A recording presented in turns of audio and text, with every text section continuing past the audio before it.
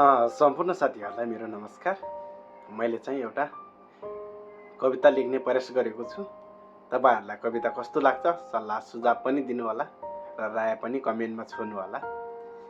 कविताको शीर्षक यस्तो रहेको छ, म किन एक्लो छु भन्ने विषयमा दि।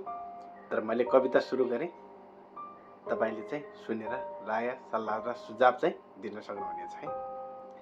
किन म एक्लो छु भन्ने विषयबाट सुरु हुन्छ ल। मैले स्टार्ट गर्ने ल। किन म एक्लो छु, मौनताले मेरो नाम पनि भन्छ। भिडको बीचमा उभिँदा पनि मेरो छाया मात्रै साथ हुन्छ।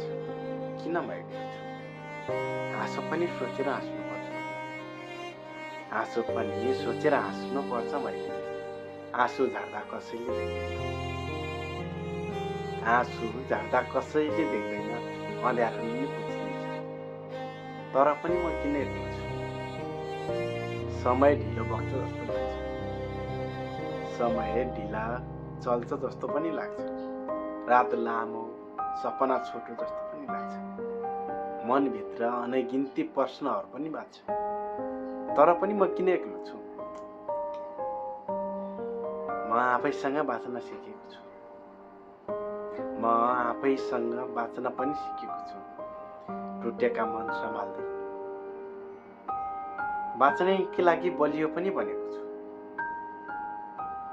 तर पनि म किन एक्लो छु, मौनताले मेरो नाम बोल्छ। भिडको बीचमा उभिँदा पनि मेरो छायाले छाया मात्रै साथ। तर पनि म किन छु।